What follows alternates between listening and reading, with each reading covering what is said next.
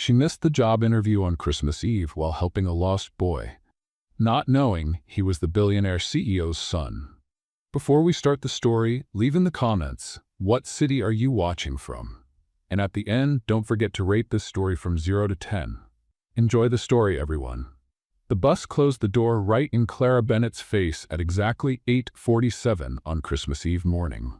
The driver stared at her through the glass, chewing a donut with the calm of someone who had absolutely no rush, shrugged, and took off. Releasing a cloud of smoke and snow right in her face, no. Clara ran after the bus for 5 meters before realizing how ridiculous that was. You saw me. You looked into my eyes while chewing that donut.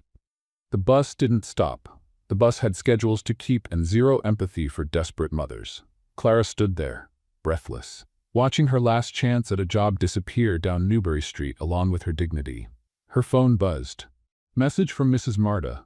Theo woke up asking if today is the day Mommy is bringing the Christmas magic. I said yes. Don't make me a liar.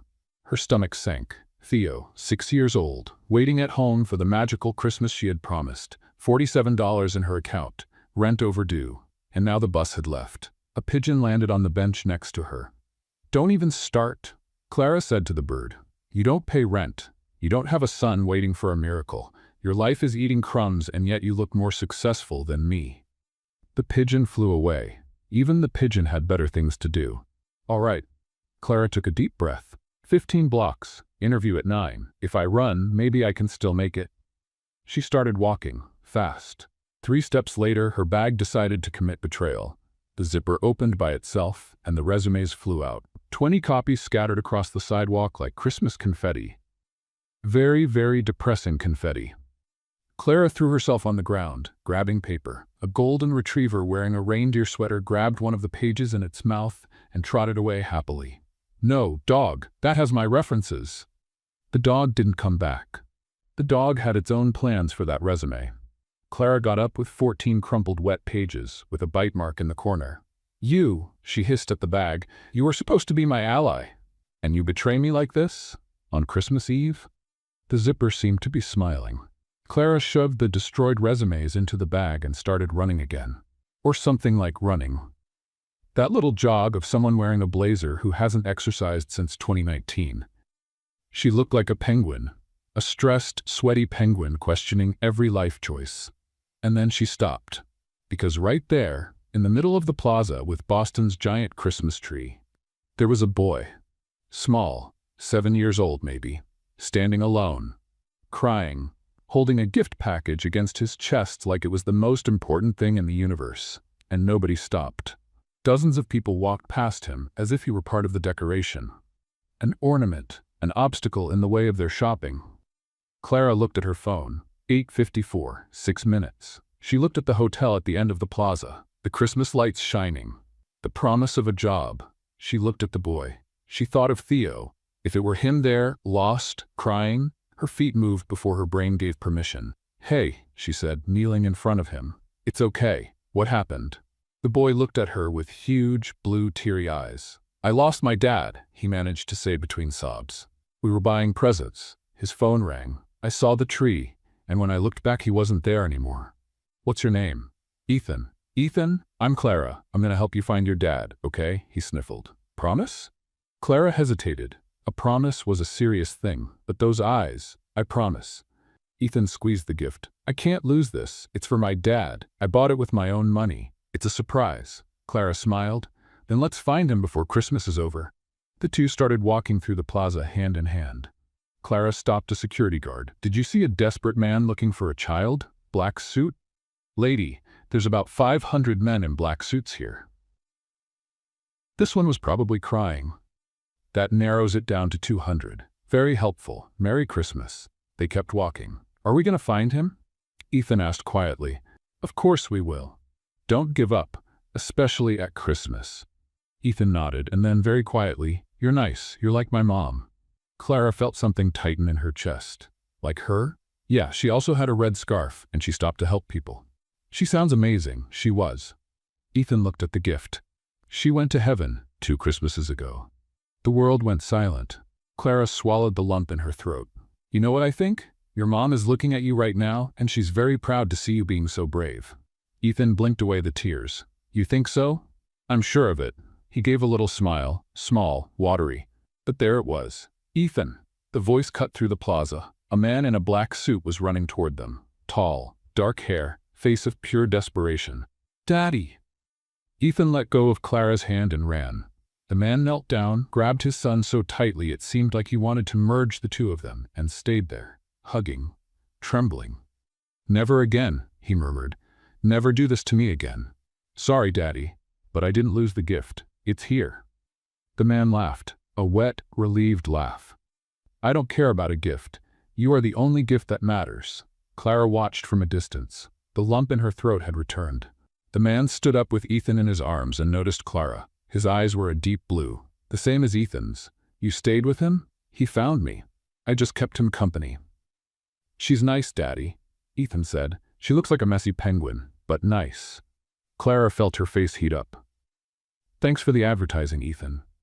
The man looked at her with intensity. "Thank you. You have no idea what this means. He's everything I have." He looked at the screen, and something changed in his posture. "Yes, I'm on my way. 5 minutes." He hung up. Looked at Clara one last time. "Thank you. Truly." And he left, Ethan in his arms, disappearing among the snowflakes. "Bye, Penguin Lady," Ethan shouted, waving. Clara waved back. She stood there, still. And then she looked at her phone. 9:12. The interview was at 9. 12 minutes late. Clara had just lost her last chance. For a little boy she didn't even know. $47 in her account. Rent overdue. Theo waiting for magic. She should be devastated. And she was. But when she thought of Ethan, the watery little smile, the gift held tight, the Penguin Lady, she couldn't regret it. Some things are bigger than an interview. "All right," she said to the Boston sky. "If I'm going to lose this position, at least I'll lose it with my head held high." She straightened her wet blazer, clutched the traitorous bag, and started walking toward the Evergreen Grand Hotel. Because Clara Bennett didn't know how to give up. And because Christmas wasn't over yet. The Evergreen Grand Hotel was the kind of place where Clara would normally only enter to use the bathroom and run out before security noticed. But there she was, standing in front of the golden revolving doors, wet blazer, resumes with dog bite marks, 12 minutes late for the most important interview of her life. "You can do this," she murmured to herself. "Go in, apologize, impress them, leave hired. Simple." She took a deep breath and pushed the door. The door didn't move. Clara pushed again, harder. Nothing. A gentleman in an overcoat appeared beside her, gave a polite smile, and gently pulled the door. The door revolved. "You're supposed to pull," the gentleman said. "Merry Christmas." "I knew that," Clara lied. "I was testing the glass resistance. It passed." She went in and stopped breathing. The lobby was a Christmas dream come to life. Crystal chandeliers hung from the triple-height ceiling, reflecting 1,000 little points of golden light. A gigantic Christmas tree dominated the center of the space, so tall it needed an industrial ladder to decorate the top. Green garlands with red bows framed every marble column. And somewhere, a piano was softly playing, "Have Yourself a Merry Little Christmas." Clara felt her eyes water. "Theo would go crazy," she whispered. Theo, who believed Christmas magic was actually real. Theo, who was at home waiting for her to come back with good news. Her phone buzzed. Message from Mrs. Marta. "Theo wants to know if the job place has a Christmas tree." I said, "Probably yes. He's drawing you as a tree manager." Clara put her phone away before the tears could fall. "Excuse me?" A receptionist with a rehearsed smile approached. "Can I help you?" "Yes, I have an interview. It was scheduled for 9, but I—" Clara looked at her wet blazer, at her bag that looked like it had survived a war, at the resumes that looked like they had been chewed by a dog. Because they had been. "I had an unexpected situation." The receptionist checked the computer. "Clara Bennett? That's me. The late one, the wet one, the one questioning every life choice." Clara paused. "It's been a long morning." The receptionist gave a genuine smile. "Well, look, you're in luck. Mr. Harrison also had an unexpected situation. He's late. Wait in the waiting room, 2nd floor, elevator to the right." Clara blinked. "He's also late?" "Personal matter, from what I understand. Last-minute thing." The universe had just given her a second chance. "Thank you. Thank you so much. You're an angel. A Christmas angel." I'm going to put you on top of my imaginary tree." The receptionist looked slightly alarmed. "Good luck." Clara ran to the elevator, or tried to run. The marble floor was slippery, and heels were natural enemies of smooth surfaces. The result was a kind of clumsy skating that made a bellhop look twice. "I was rehearsing," Clara said, "for a presentation. Corporate figure skating." She got in the elevator before she needed to explain more. Second floor. Waiting room. 3 other candidates were already seated. They all looked like they had stepped out of a business magazine. Impeccable suits, perfect hair. The posture of people who had never chased a bus in their lives. Clara sat at the end, tried to smooth out her blazer, only managed to spread the moisture around more. "Are you okay?" one of the candidates asked, looking at her with a mix of concern and judgment. "Wonderful. Never been better. This?" Clara pointed at herself. "It's a look. It's called Christmas Eve Survivor. Very popular in Boston." The candidate went back to looking at her phone. Clara closed her eyes. She thought of Theo, of his little smile when she promised that this Christmas would be different, of the absolute certainty in his eyes that Mommy would make it happen. "I'm going to make it," she whispered, "for him." "Clara Bennett?" An assistant in a gray suit appeared at the door. "That's me. Mr. Harrison is ready, this way." Clara stood up, smoothed her blazer one last time, pressed the resumes against her chest. "You can do this," she said quietly. "Go in, impress him, leave hired." She followed the assistant down the corridor. Dark wood walls, paintings of snowy landscapes, more Christmas decorations. The entire hotel seemed like a living Christmas card. The assistant stopped in front of a double door. "Good luck." She opened the door. Clara walked in. The office was huge, mahogany desk, floor-to-ceiling windows with a view of the snowy plaza. Another Christmas tree in the corner, and with his back to her looking out the window, a man in a black suit. "Mr. Harrison, I apologize for being late. I had an absolutely—" Clara began. The man turned around. Her eyes widened. Her stomach dropped. It was him. Ethan's father. The man from the plaza. The one who had hugged his son like it was the last time. The one who had thanked her with that hoarse voice of someone who had just had the worst scare of his life. And he had recognized her too. The blue eyes, the same as Ethan's, widened for half a second before recovering CEO composure. "The Penguin Lady," he said. Clara opened her mouth, closed it, opened it again. "Mr. CEO?" Silence. The piano downstairs kept playing Christmas songs as if nothing was happening. As if Clara's world hadn't just been turned upside down for the second time that morning. James Harrison, because apparently Ethan's father was James Harrison, owner of the Evergreen Grand Hotel, billionaire, CEO, and probably the last person on the planet she expected to interview her, crossed his arms. "You missed the interview," he said, "to help my son." "I didn't know he was your son. I mean, technically I knew he was someone's son, because children usually are. But I didn't know that someone was you, the CEO, the owner of the hotel where I was going to interview. Because if I had known—" Clara stopped. "I don't know how I would finish that sentence." James said nothing. Clara felt her face burn. "Look, I know I'm late. I know I'm wet. I know my resume looks like it was chewed by a golden retriever, because it was, but I'm good at what I do. I coordinated events for 5 years before the company closed. I know how to solve problems. I know how to improvise. And I know it sounds crazy to hire the crazy woman who showed up at the plaza, but—" "You helped my son," James interrupted. Clara blinked. "Sorry?" "Ethan, he won't stop talking about you, the lady with the red scarf who stayed with him, who promised to find his dad." James paused. "He said you reminded him of his mom." The air left the room. He mentioned," Clara whispered. "About his mom, I'm sorry." James nodded. "Once. Quick. Have a seat." And then he pointed to the chair in front of the desk. "The interview hasn't started yet, Mrs. Bennett. If you'd like, we can begin now." Clara looked at him. At the dream office. At the second chance that Christmas had given her. "I'd like that." And when their eyes met, Clara was certain her morning was about to get much, much more complicated.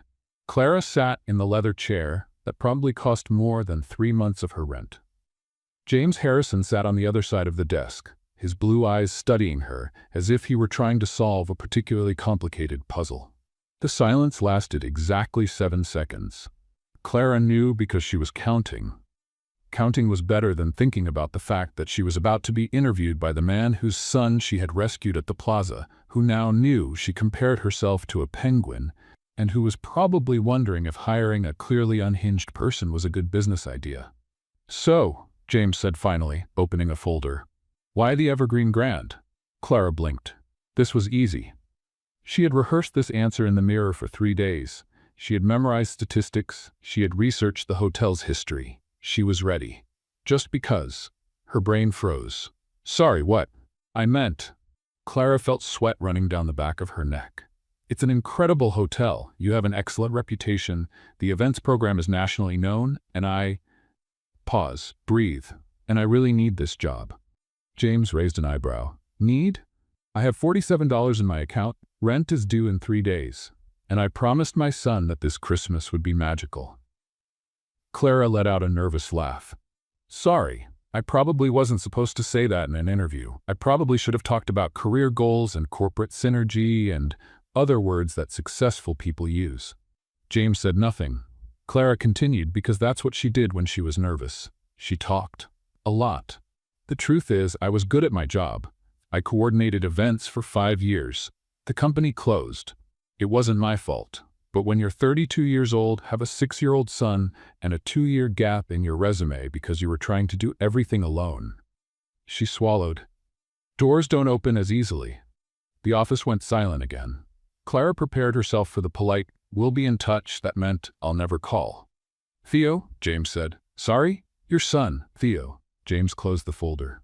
"Ethan mentioned him. You said you were late because you needed to make his Christmas worth it." Clara felt her face heat up. "You remember that?" "I remember everything about that moment." James leaned back in his chair. "Ethan was lost for 3 minutes. 3 minutes. They were the worst 3 minutes of my life. And when I found him, he was smiling, because a stranger in a red scarf had promised that everything would be okay. You chose to stay with him," James interrupted. "Instead of coming to the interview you clearly needed. Why?" Clara thought about lying, making up something noble about maternal instinct or sense of community. But something in James's eyes, something tired, something that recognized pain, made her tell the truth. "Because if it were Theo there alone, I would want someone to stop." She shrugged. It wasn't a heroic decision. It was just what any mother would do. James was silent for a long moment, and then his phone rang. "1 second. He answered. "Ethan?" "What? No, you can't eat ice cream for breakfast. Because, no, the fact that it's Christmas doesn't change the rules of nutrition. No. Ethan, put the babysitter on the phone." Clara bit her lip to keep from laughing. James covered the microphone. "Sorry, he's trying to negotiate ice cream with the logic that milk is in the dairy group." "Theo does the same thing with cookies," Clara said. "He argues that oatmeal cookies count as a healthy breakfast because it has oatmeal in the name." James almost smiled. Almost. "Margaret, can you give him some fruit?" "Thank you." He hung up. "Where were we?" "You were about to politely dismiss me," Clara said. "I was preparing to leave with dignity, or what was left of it after being chewed up by a golden retriever." James looked at her and laughed. A short, surprised laugh, as if it had escaped before he could stop it. "Mrs. Bennet, you're the most honest candidate I've interviewed in years. Is that good or bad? I'm still deciding." James stood up. "Come with me?" Clara stood up too, confused. "Come with you where?" "The hotel's Christmas dinner is tonight. 300 guests. The original coordinator quit 3 days ago. Claimed creative burnout, but I suspect it was because of Chef Bruno. He does that to people." James walked to the door. "You said you know how to improvise, know how to solve problems. Prove it." Clara froze. "Are you offering me the job?" "I'm offering you a test. 6 hours, 300 people, a Christmas dinner that needs to be perfect." James opened the door. "If you survive, we'll talk about a job. And if I don't survive, then at least you'll have an interesting story to tell Theo." Clara looked at him, at the open door, at the impossible second chance that Christmas had dropped in her lap. "I make jokes when I'm nervous," she warned. "A lot of jokes. Some aren't even funny. You're going to regret giving me this chance." "Probably," James agreed. "But my son said you reminded him of his mom, and his mom had an unfailing instinct about people." Pause. "I trust Ethan's judgment." Clara swallowed the lump in her throat. "All right, 6 hours, 300 people. I'm going to need coffee, a lot of coffee, and maybe a prayer. The coffee I can get. The prayer is up to you. Clara left the office. Her legs were shaking. Her heart was racing. And somewhere deep down, a little voice whispered that maybe, just maybe, Christmas magic was actually real. She grabbed her phone. Message to Mrs. Marta, I got a chance. It's not a job yet, but it's something. Tell Theo that Mommy is fighting. Reply almost instantly. Theo said he knew it.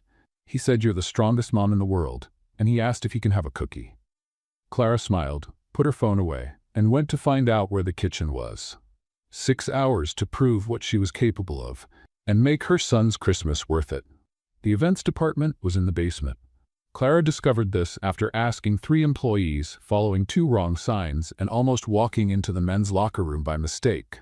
I read events, she explained to the gentleman with a towel around his waist. The letters look very similar to locker room. You should consider a bigger font. The gentleman didn't seem convinced. Clara kept walking. She finally found the right room. A woman with glasses and a clipboard was waiting for her, with the expression of someone who had just received a death sentence. You're the replacement? The woman looked at Clara's still damp blazer. Mr. Harrison said you were on your way. I'm Patricia, events assistant. Or I was, until Mike quit and left me alone with 300 people and a chef who makes army recruits cry. Nice to meet you, Patricia. I'm Clara, and apparently I'm here to stop Christmas from exploding. Patricia didn't laugh. First, clothes. She handed Clara a hanger. There's a suit in the closet. Mike left a spare uniform. It should fit. Clara looked at the elegant black suit. This looks expensive. It is. Don't spill anything on it. Second, Patricia checked her clipboard. Do you have any experience with Chef Bruno? Never heard of him. Good. That way the trauma is fresh. Patricia sighed. He's brilliant. His food is divine. But the temperament. She paused dramatically. Let's just say people have cried. Some have quit. One tried to escape through the bathroom window. What floor? 3rd. Wow. Yeah, good luck. Patricia left before Clara could ask more questions. 20 minutes later, Clara was dressed in the suit that fit surprisingly well, her feet stuffed into heels that felt like medieval torture devices, and on her way to the hotel kitchen. The heels were a problem. Every step was a delicate negotiation between the marble floor, gravity, and the deep desire not to fall flat on her face in front of 300 important people. Clara walked like a flamingo trying to do ballet on ice. It's okay, she murmured. Just don't look down. Don't think about your feet. Pretend you were born wearing heels. Pretend you're one of those women who run in heels in the movies. You can do this. She couldn't, but at least she hadn't fallen yet. The kitchen was organized chaos. 20 cooks moved in sync, pots bubbled, ovens beeped, and in the center of it all, like a particularly angry opera conductor, stood Chef Bruno. Tall, bald, impeccable mustache, and an expression that suggested he was permanently disappointed with humanity. You, he pointed at Clara as soon as she walked in. Are you the replacement? I am. Clara Bennett. Nice too. I don't have time for nice. I have turkey for 300 that's 15 minutes late because the supplier decided that Christmas Eve was the day to have logistics problems. Chef Bruno crossed his arms. Do you know anything about cooking? I know that turkey takes a long time to roast. Everyone knows that. And I know you can speed up the process by cutting it into smaller pieces and roasting them separately. Thigh on one side, breast on the other. It's not traditional, but it delivers on time. Chef Bruno stopped. The 20 cooks stopped. The silence lasted 3 seconds. Who taught you that? Bruno asked. Thanksgiving 2019. Turkey was late. 7 hungry people. Improvise or die. Clara shrugged. Death wasn't an option, so... Chef Bruno did something that, according to Patricia, was statistically unlikely. He smiled. I like you. Don't leave. And he went back to yelling with the same energy as before, but now with a gleam of approval in his eyes. Clara breathed a sigh of relief. First obstacle, overcome. The next ones came in a cascade. At 2 in the afternoon, the ice sculpture started melting because someone had set the room temperature wrong. It's not a reindeer sculpture, Patricia said, looking at the puddle forming. It's a sculpture of something melting. Put it under the strongest air conditioning, Clara instructed. And get a discreet bucket. The reindeer is going to become a reindeer with a fashionable bucket. Christmas trend. At 3, they discovered that the table decorations had come with blue bows instead of red. Blue is not a Christmas color. The decorator seemed on the verge of a breakdown. It's a Hanukkah color. We're going to offend someone. Blue is the color of ice, Clara corrected. Theme, Christmas at the North Pole. Write frozen Christmas on the little table cards. Scandinavian trend. Very chic. The decorator blinked. That works? It works if we say it works. Confidence is 80% of the trick. At 4, one of the waiters dropped an entire tray of champagne glasses. At 4:30, Clara almost knocked down the giant Christmas tree in the hall when she tripped on the light cord. It was intentional, she shouted while 3 employees held up the tree. I was testing the stability. It passed. Nobody believed her, but the tree survived. At 5, everything was miraculously under control. Clara was in the hall, checking the final details when she felt someone watching. She looked up. On the second-floor mezzanine, James Harrison was standing, impeccable black suit, hands in his pockets, looking directly at her. Clara waved awkwardly. James nodded once, and there was something in his eyes, something that seemed almost impressed, that made Clara's stomach do a flip. Focus, she murmured. 300 people, Christmas dinner. No time to be thinking about blue-eyed CEOs. Her phone buzzed. Message from Mrs. Marta. Theo made a drawing for you. It's you with a crown because he said you're the Queen of Christmas. Clara looked at the message. At the photo of the drawing, her as a stick figure, with a giant crown and an even bigger smile. And she promised herself she wouldn't cry. At least not until the dinner was over. 6 hours. Almost there. And on the mezzanine, James's blue eyes still couldn't look away from her. The Christmas dinner was a success. 300 people ate, drank, laughed, and nobody noticed that the ice reindeer was actually a reindeer artistically melting, that the blue bows were a Scandinavian trend, or that the coordinator had almost knocked down the most expensive Christmas tree in the state of Massachusetts. Chef Bruno declared Clara acceptable, which, according to Patricia, was the highest compliment he'd given anyone since 2017. And the next morning, James Harrison called her to his office to offer her the job, officially. With a contract, salary, benefits, and everything else. Clara cried in front of him for exactly 30 seconds before composing herself.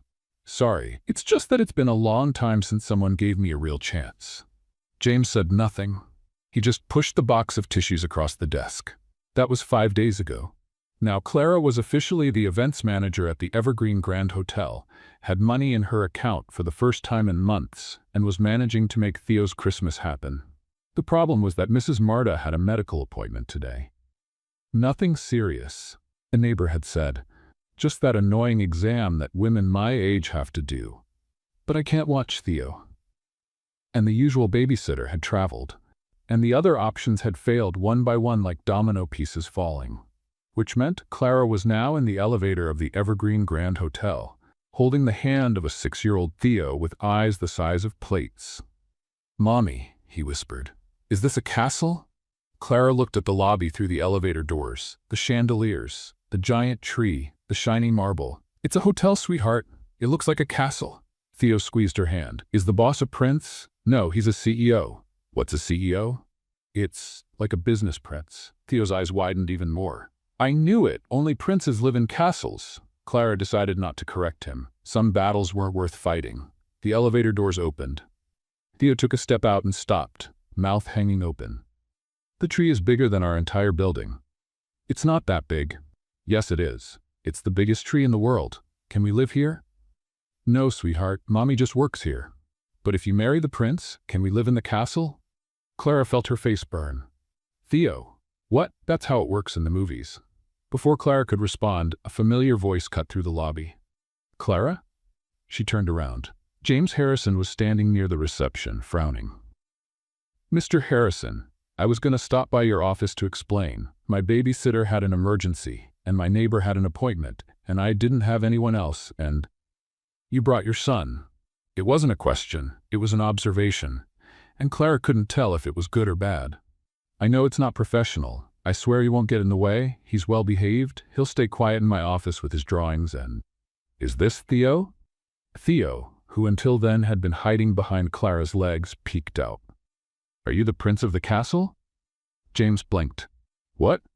"Mommy said you're the CEO, but CEO is the same as prince, and this is a castle, so you're the prince."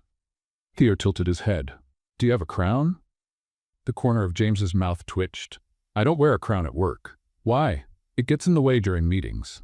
Theo considered this seriously. "Makes sense. Crowns are heavy." Clara wanted the floor to swallow her. "Theo, honey, Mr. Harrison is very busy. We can't." "Ethan." The voice came from the elevator. Clara turned around. A little boy with blue eyes was running through the lobby, followed by a middle-aged woman who looked exhausted. "Sorry, Mr. Harrison," the woman said, breathless. "His babysitter had a family emergency, and I couldn't find anyone last minute, and—" "It's all right, Margaret." James ran his hand through his hair. That gesture Clara had already noticed he made when processing something unexpected. "Looks like today is a day for unexpected situations." Ethan stopped running, looked at Theo. Theo looked at Ethan. And then both of them widened their eyes at the same time. "You," Ethan pointed. "You're the penguin lady's son." "You," Theo pointed back. "You're the boy who got lost. Mommy told me. Your mom saved me." "I know, she's the strongest mom in the world." Clara and James exchanged a look of completely lost parents. "Want to see my drawings?" Theo asked. "Want to see my plastic dinosaur?" Ethan responded. "You have a dinosaur?" "A T-Rex." And just like that, without any ceremony or permission from adults, Theo and Ethan sat down on the floor of the most elegant hotel lobby in Boston and began comparing plastic dinosaurs with superhero drawings. Clara looked at James. James looked at Clara. "Well," he said slowly, "it seems our sons just became best friends." "It seems so." Silence. And then James did something Clara didn't expect. He smiled. A real smile. Not the polite CEO smile. A smile that transformed his entire face, that reached his eyes, that made Clara momentarily forget how to breathe. "I'll see if I can get an empty meeting room for them," he said. "With supervision, of course. Margaret can keep an eye on them while we work." "You don't have to." "Clara?" James interrupted her. "I know what it's like to do everything alone. I know what it's like to have no options. We do what we need to." Pause. "And from what I'm seeing, our sons won't accept separation anytime soon." Indeed, Theo and Ethan were now discussing whether Spider-Man would beat a unicorn in a fight. "Unicorn has a magic horn," Theo argued. "But Spider-Man has webs," Ethan countered. "Webs don't stop magic." "Yes, they do." Clara let out a laugh. "Thank you, really." James nodded. "You're welcome."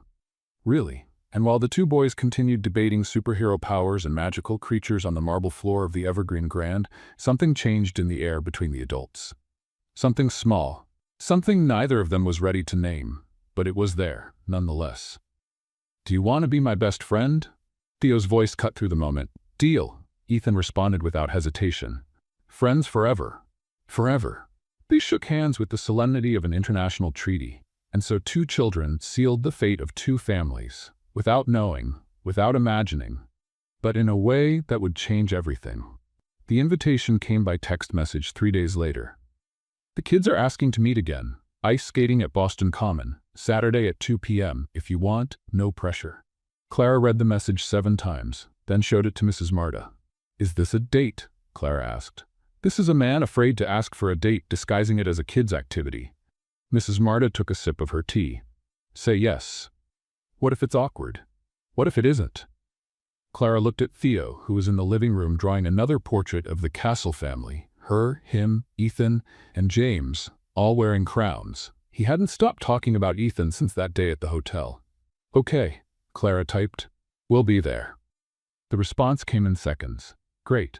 See you there." Saturday arrived with blue sky, winter sun, and the kind of cold that made your nose freeze in seconds. Clara dressed Theo in 3 layers of clothes, wrapped the red scarf around her own neck, her grandmother's scarf, the lucky one, and headed to Boston Common. The ice skating rink was packed. Kids falling, adults pretending they knew what they were doing, Christmas songs playing on the speakers. And near the entrance, 2 figures were waving. "Theo!" Ethan shouted. "Ethan!" Theo shouted back. The two ran toward each other as if they had been separated for years, not days. James approached Clara with his hands in his pockets. "They have a lot of energy." "You haven't seen anything yet," Clara smiled. "Wait until they decide to compete to see who can yell louder." Is that a real possibility? That's a certainty. James laughed.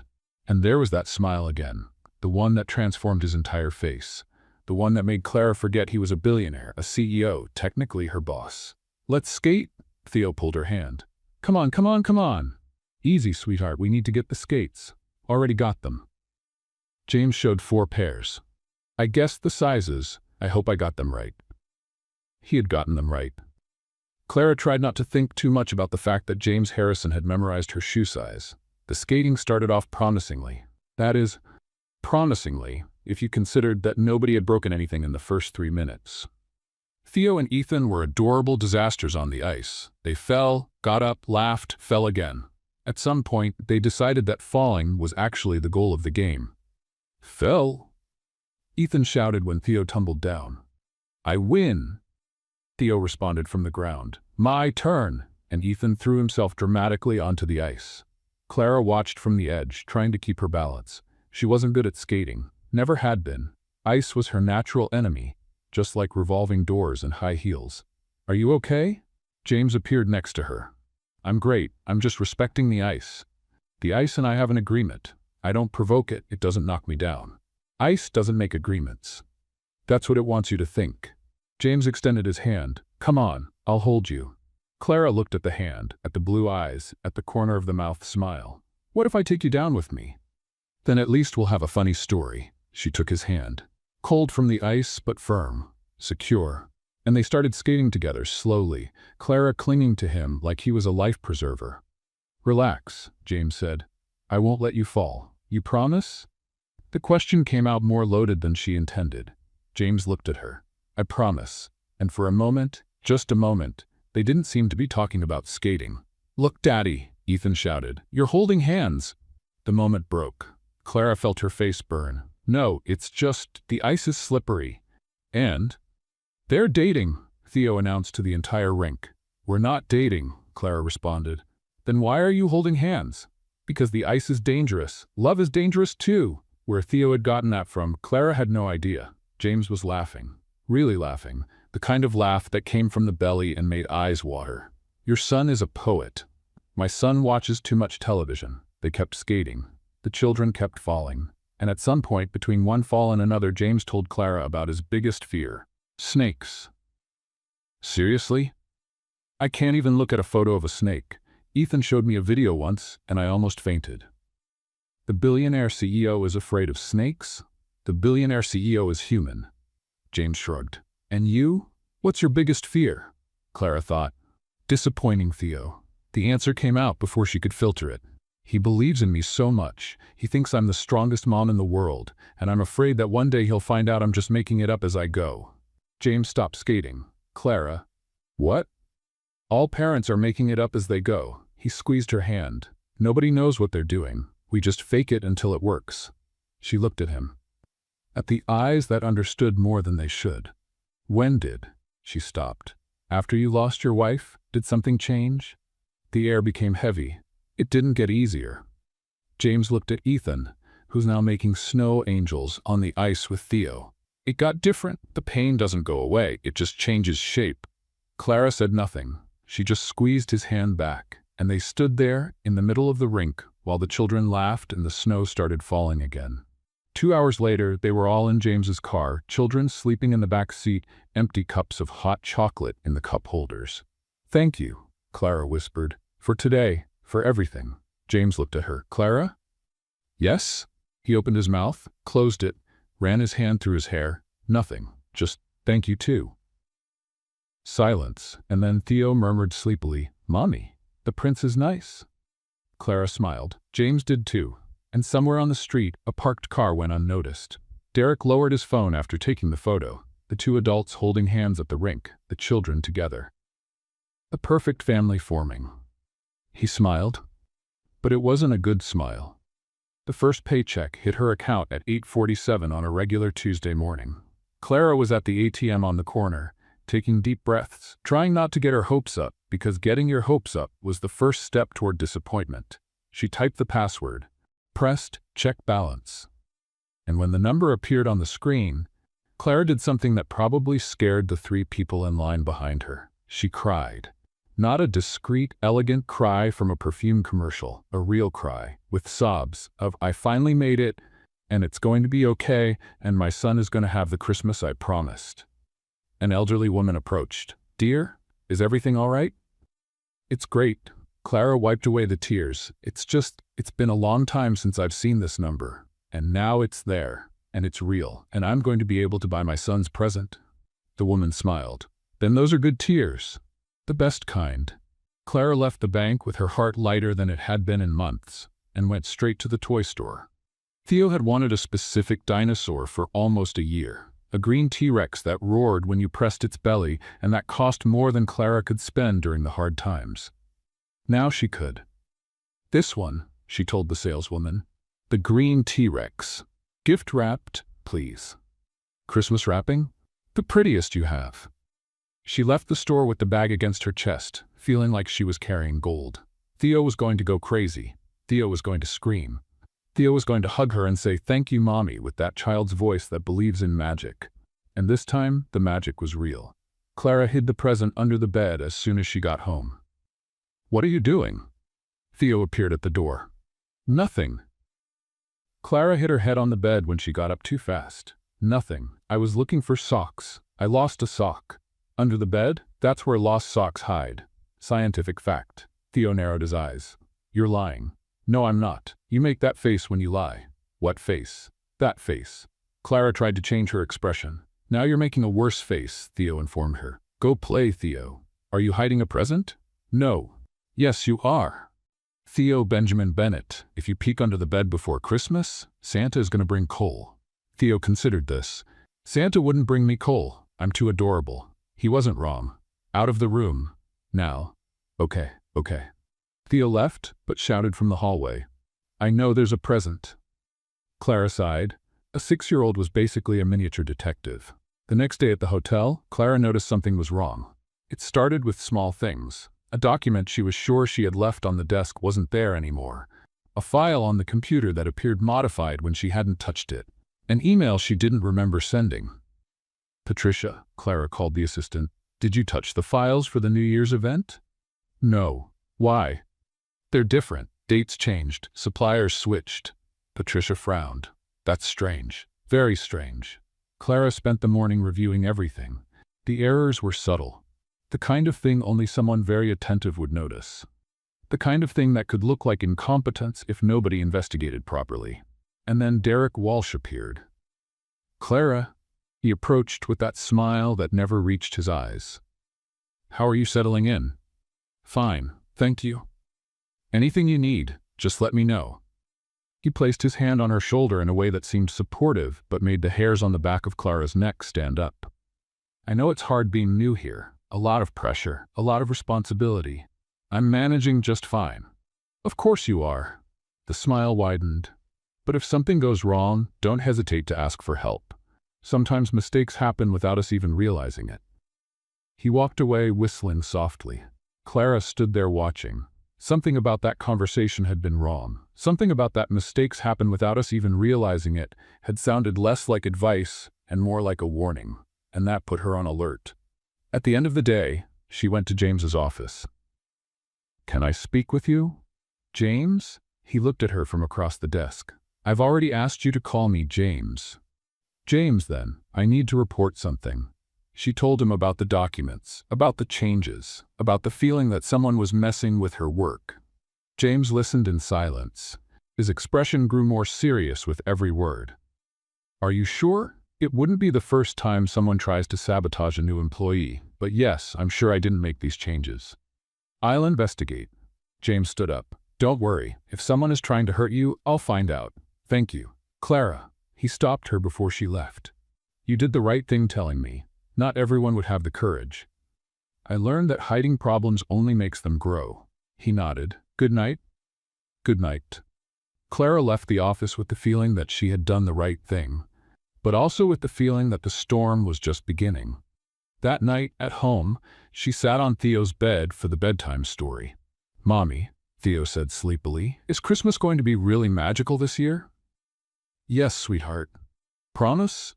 Clara thought about the present under the bed, the new job, the balance in her account, everything she had achieved. I promise. Theo smiled. I knew it. You always keep your promises. He fell asleep in minutes. Clara stayed there, looking at him, thinking about everything that was at stake. And somewhere in the hotel, Derek Walsh was whistling softly down the hallway. Someone was plotting. And Clara knew exactly who. The invitation came in an unexpected way. Ethan.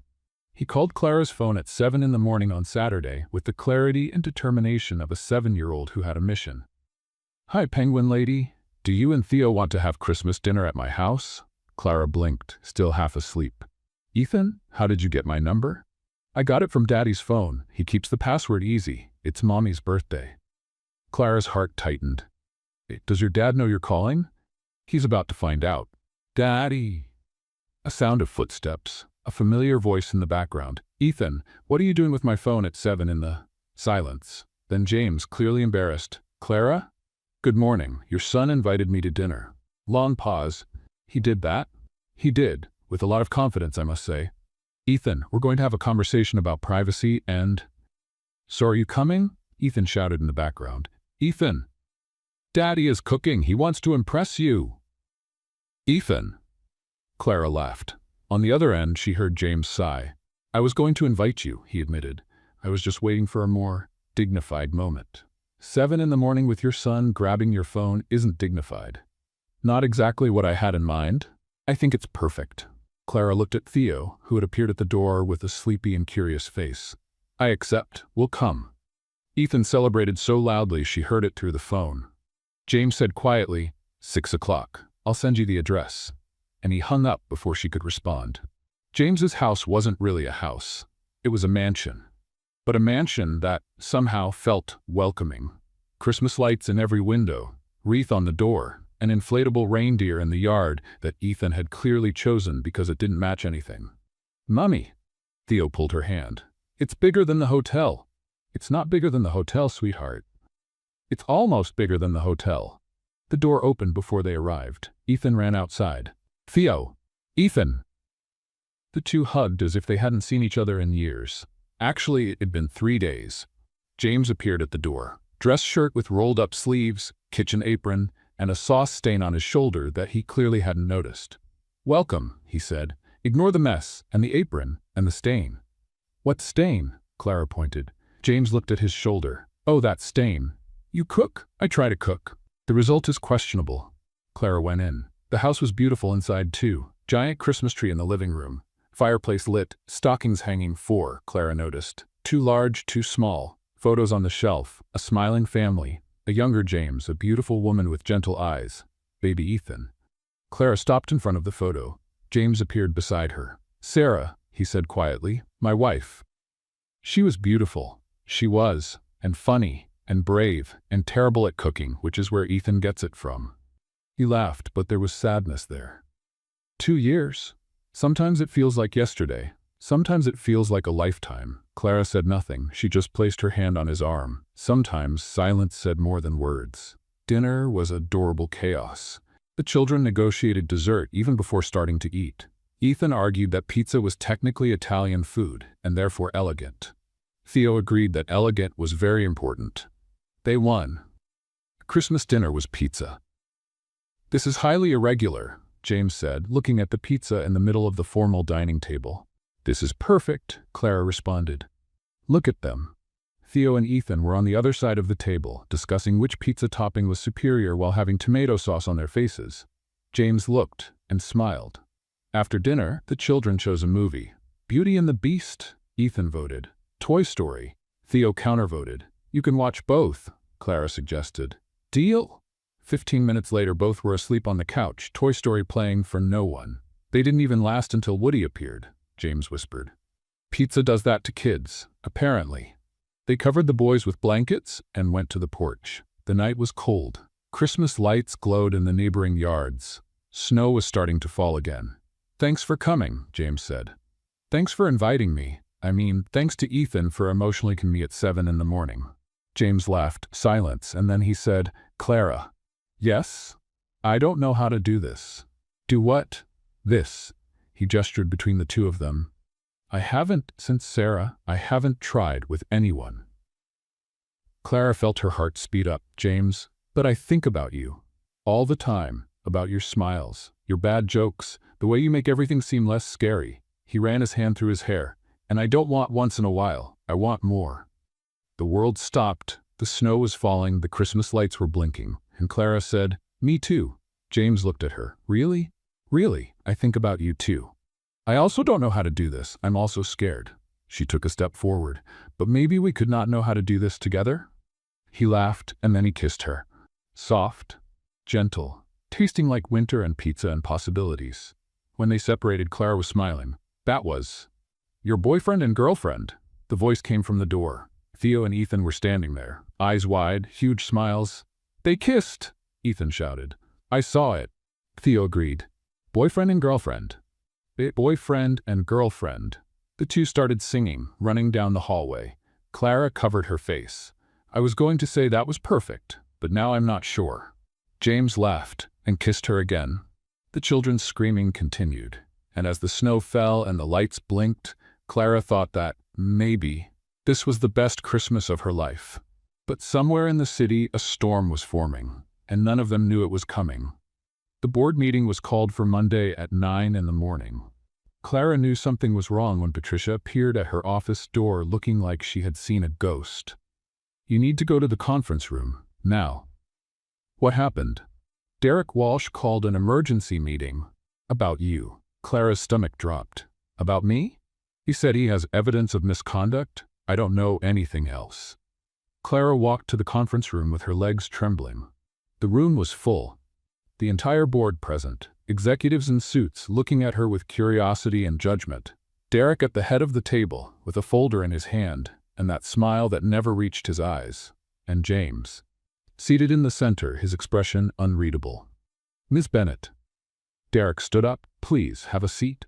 Clara sat down. Her heart was beating so hard she was sure everyone could hear it. "Ladies and gentlemen of the board," Derek began, walking around the table like a lawyer in a movie. "I called this meeting because I discovered alarming information about our most recent hire." He opened the folder and threw photos on the table. Clara and James at the ice skating rink, holding hands. Clara and James in the car after skating. Clara and James in moments that seemed intimate. "Miss Bennett is having an affair with our CEO," Derek announced. And while getting romantically involved with him, she was also compromising company security. Clara felt her face burn.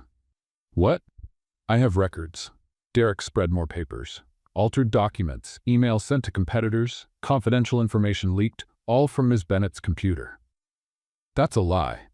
"The records don't lie." Derek looked at the board. "She was hired by Mr. Harrison under questionable circumstances, got romantically involved with him, and used her position to leak confidential information." Silence. Everyone's eyes were on her. Clara felt the tears burning. "I didn't do any of this. The documents were altered, yes, but not by me. Someone was sabotaging my work. I even reported this to Mr. Harrison." "Convenient," Derek interrupted. "Reported to the man she's having an affair with." "It's not like that." "Then what is it like?" Derek leaned forward. "You think you won, Miss Bennett? That you can come here, seduce the CEO, and destroy everything I've built in 8 years? I didn't seduce anyone." "The photos say otherwise." Clara looked at James. He hadn't said a word. He was sitting, watching, his face completely expressionless. For one horrible moment, Clara thought she had lost everything. The job, the trust, him. And then James stood up. "Are you done, Derek?" Derek blinked. "Excuse me?" "Your presentation. Are you done?" Yes, the evidence is clear." "Your evidence is clear." James walked to the head of the table. "Now let me show you mine." He pulled a folder from his own jacket. "When Miss Bennett came to me to report that documents were being altered, I didn't ignore it. I investigated." James opened the folder, and I discovered that all the alterations, all the emails supposedly sent by her, were made from a single computer. He threw a paper on the table. "Yours, Derek." Derek's face went white. That's absurd. Someone hacked my computer." "Someone hacked your computer to make changes at 3 in the morning when security records show you entering the building." James raised another sheet. "And that someone also used your personal password? The same one you never shared with anyone?"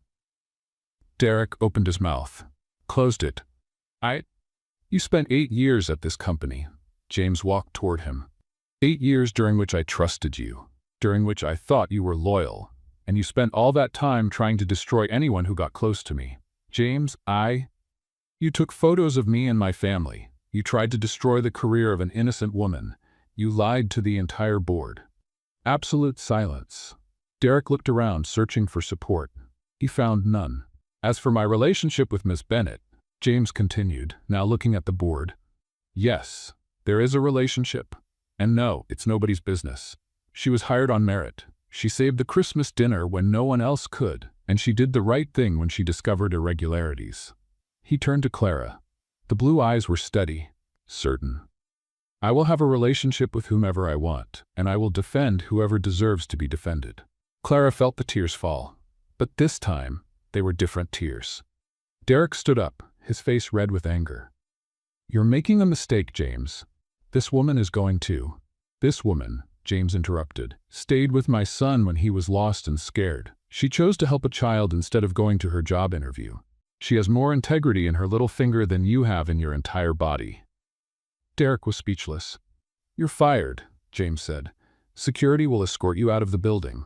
Your belongings will be sent. Derek looked around one last time, and then left, slamming the door. The silence lasted 3 seconds. Then one of the board members, a gentleman with gray hair, started clapping. And then another, and another.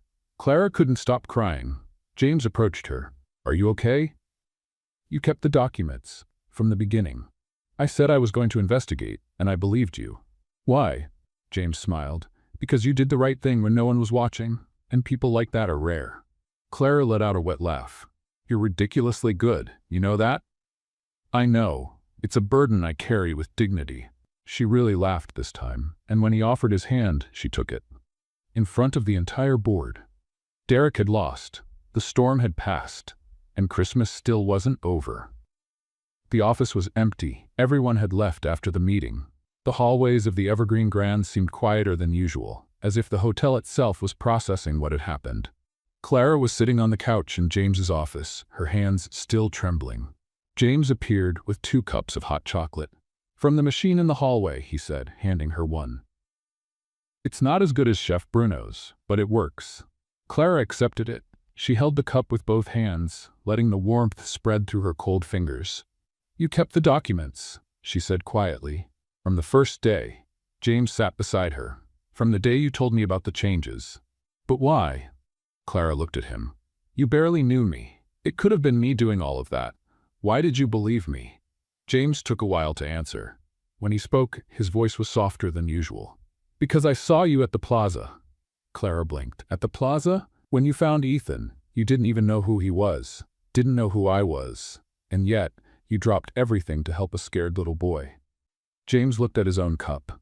You did the right thing when no one was watching, when you had nothing to gain, when you would probably lose everything.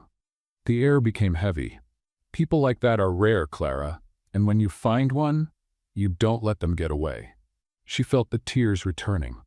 James, I know everything happened fast. I know you're scared.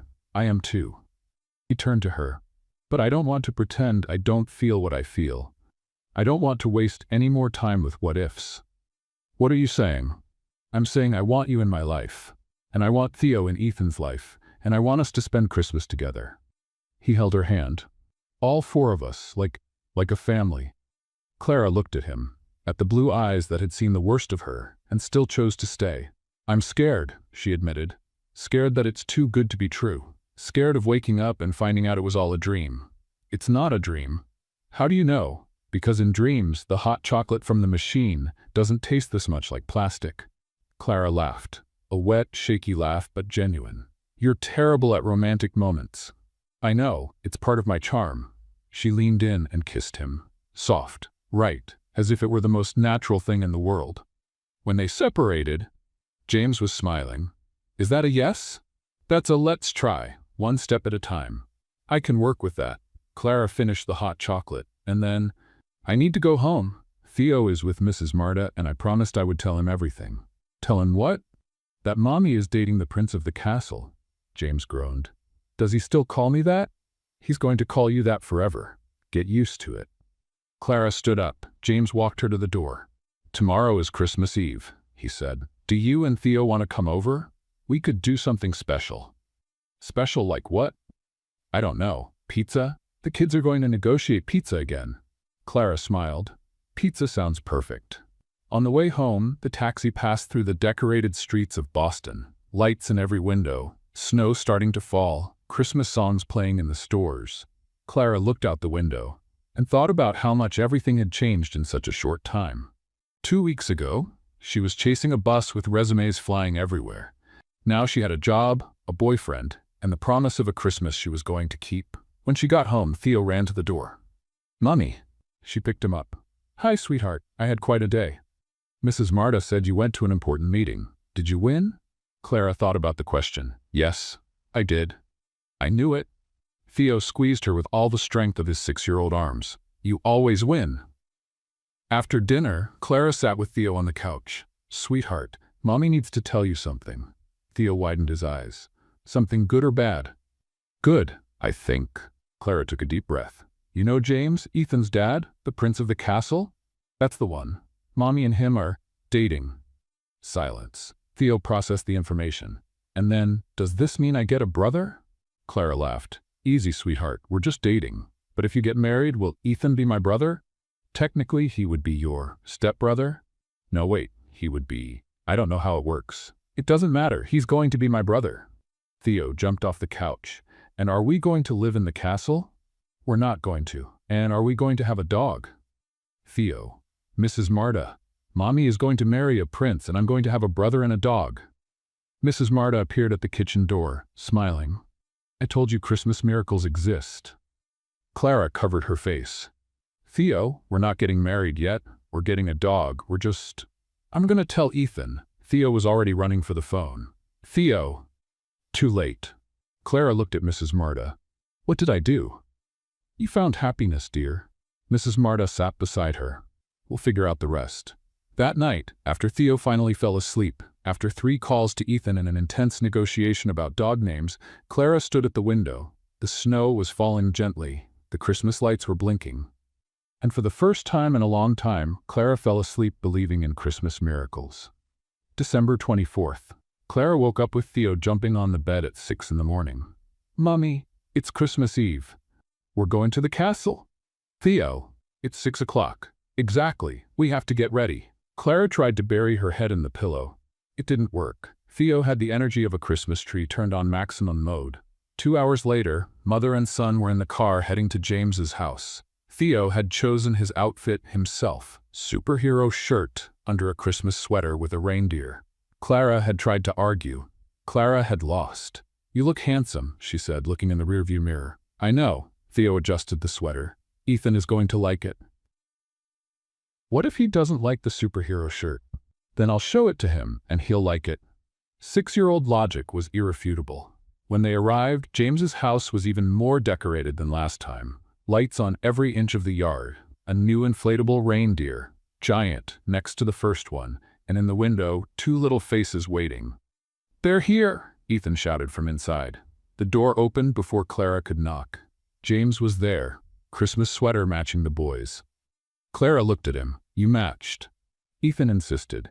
James scratched the back of his neck, clearly embarrassed. "I know it looks ridiculous." "It looks perfect." She kissed him at the door.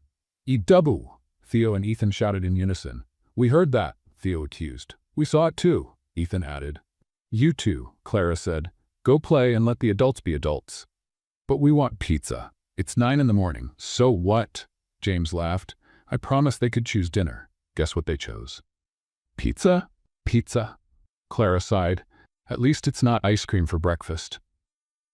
The morning flew by. The children ran through the house as if they owned the place. They built a pillow fort, destroyed the pillow fort, rebuilt the pillow fort with structural improvements that included blankets and a lamp strategically removed from its original post. Clara helped James in the kitchen, preparing what he insisted on calling Christmas Eve appetizers, but were basically snacks with fancy names. "You know the kids aren't going to eat this, right?" Clara pointed to the plate of artisan cheeses. "I know, but it makes me feel like I'm trying." Points for effort. At 6, the pizza arrived. At 6:15, half the pizza had disappeared. At 6:30, the children were covered in tomato sauce and declaring this was the best Christmas dinner of all time. Technically, James observed, turkey is the traditional Christmas dinner. Turkey is boring, Theo declared. Pizza has cheese. Cheese is the best, Ethan agreed. You two have formed an alliance, Clara said. This is concerning. Brothers' alliance, Theo announced. We're not brothers yet, Ethan corrected. We're brothers of the heart. It counts. Clara and James exchanged a look. After dinner, they decorated Christmas cookies, or tried to. Theo's cookies looked like monsters. Ethan's looked like aliens. Clara's turned out creative, and James's— What is that? Clara asked, looking at the undefined shape covered in green frosting. It's a Christmas tree. It looks like broccoli with problems. It's a tree, with snow. The snow is green? The snow is alternative. The children laughed so hard that Theo fell off his chair. Later, while the boys watched a movie, Home Alone, unanimous choice, James and Clara stayed on the porch. The snow was falling gently. The Christmas lights were blinking in the garden. And sometime between the silence and the stars, James started talking about Sarah. She loved Christmas, he said quietly. More than anyone I've ever known. She would start decorating in November, play Christmas songs in August. It was completely out of control. Clara said nothing, she just held his hand. After she was gone, I couldn't anymore. Christmas became just a day to survive, something to get through, not enjoy. Silence. The snow was falling, but this year is different. James looked at her. You made it different. James, I'm not saying I've moved on. I'll never move on. She was everything. His voice faltered for a second. But I can have room for more. I can love again. Different, but just as real. Clara felt her eyes sting. You don't have to. Yes, I do. I need you to know that this isn't replacement. It's not a rebound. It's not filling a void. He turned to her. It's building something new. With you. With Theo. With everything we can be. She couldn't respond. So she just leaned over and rested her head on his shoulder. They stayed there, in silence while the snow fell and the lights blinked. Inside, the children laughed at some scene in the movie. And at 11:59, Theo and Ethan appeared at the porch door. Almost midnight, Theo announced. We want to see Christmas arrive, Ethan added. Clara and James went inside. The four of them stood in the living room watching the clock. 11:59. 10. Theo started the countdown. 9. Ethan followed. 8, 7, 6. Clara looked at James. James looked at her. 5, 4, 3, 2, 1. Merry Christmas. Ethan and Theo hugged each other, and then ran to hug Clara and James too. The four of them there in the middle of the living room. Christmas lights blinking, snow falling outside, a family. And when the clock struck midnight, Clara knew, with absolute certainty, that this was just the beginning. Clara woke up to screams. Good screams, the best possible screams on a Christmas morning. Wake up! Wake up! It's Christmas. There are presents. Theo and Ethan were jumping on the guest bed where Clara had slept. 6:15 in the morning. Clearly, the concept of letting adults sleep didn't exist in children's vocabulary. Easy, easy. Clara rubbed her eyes. What time is it? Present time. That's not a real time. It's the best time. There was no arguing with that. Clara dragged herself out of bed and followed the two hurricanes to the living room. James was already there, coffee in hand, bags under his eyes like someone who had also been woken up by crazed children. Good morning, he said. Welcome to the chaos. You didn't stop them? Have you ever tried to stop two kids on Christmas? It's like trying to stop an avalanche with your hands. Can we open? Can we open? James looked at Clara. Clara looked at James. You can, they said together. What followed was an explosion of wrapping paper. Literally. Theo and Ethan tore open packages with the speed and ferocity of small tornadoes. Paper flew everywhere. Bows landed in unlikely places. At some point, a ribbon ended up hanging from Ethan's ear, and no one knows how. Dinosaur! Theo shouted when he opened Clara's gift, the green T-Rex that roared, the one he had wanted for a year. Mommy, you remembered. Clara felt the tears coming. Of course I remembered, sweetheart. Theo ran to hug her so hard he almost knocked her over. It's the best present. Look, Ethan, he roars. He pressed the dinosaur's belly. The T-Rex let out a roar that startled everyone. This is amazing. Ethan was opening his own presents, games, books, a science kit that James already seemed to regret buying, but stopped when he got to the last package. A small package that he himself had chosen. This one is for you, Daddy, Ethan said quietly. I bought it with my own money. Mommy helped me pick it out. Before. The air became heavy. James took the package with hands that trembled slightly. He opened it slowly. Inside was a picture frame. On one side, a photo. James, Sarah, and baby Ethan, the family from before, smiling in what seemed to be an old Christmas. On the other side, empty space. "It's for the new photo," Ethan explained, his voice thin, "because Mommy said family is who we choose, and I chose you guys too." James couldn't speak. The tears fell silently. He hugged Ethan tightly. "Thank you," he managed to whisper. "It's perfect." Clara and Theo watched from a distance. Clara held Theo's hand. "Everyone's crying," Theo whispered. "They're good tears, sweetheart. Adults are weird. That's true." When James and Ethan let go, Theo went to Clara. "I have a present for you too, Mommy, but I didn't buy it, I made it." He handed her a folded piece of paper. Clara opened it, and her heart stopped. It was a drawing.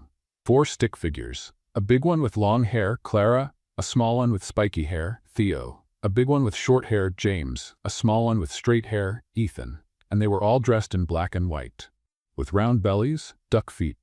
"It's the penguin family," Theo explained. "Because you said you looked like a penguin, and Ethan said his dad looks like a fancy penguin, so we're a penguin family." Clara laughed and cried at the same time. "It's beautiful, sweetheart. It's the best present I've ever received." Theo smiled, proud. "I know. I'm very talented." The rest of the morning passed in a happy blur.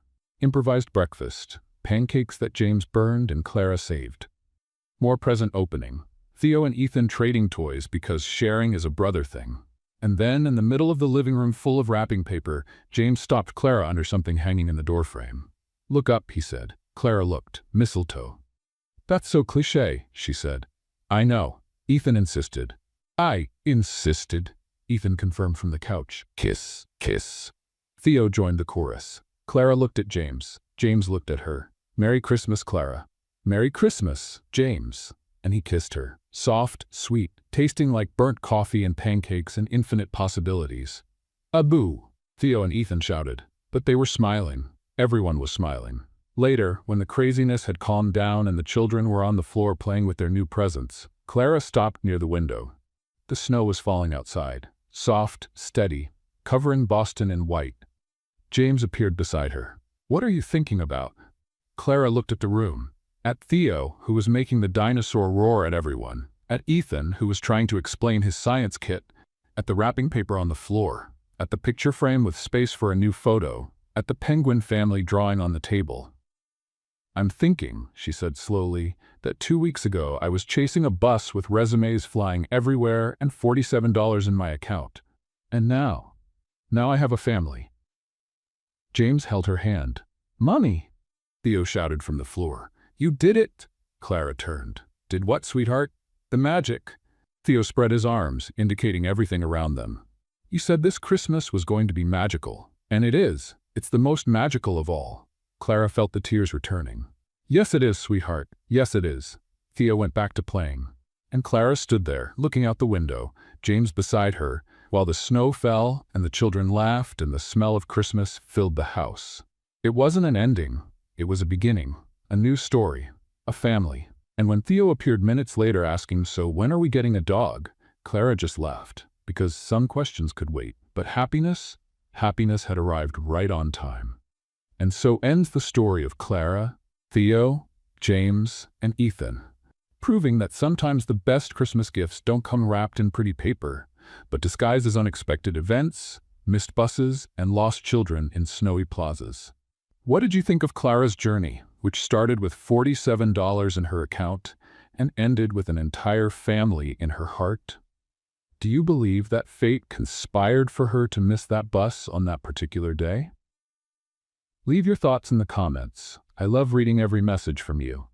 And don't forget, on a scale of 0 to 10, what rating would you give this Christmas story? If you enjoyed this heartwarming story, subscribe to the channel and turn on notifications so you don't miss any of the upcoming love stories we've prepared especially for you.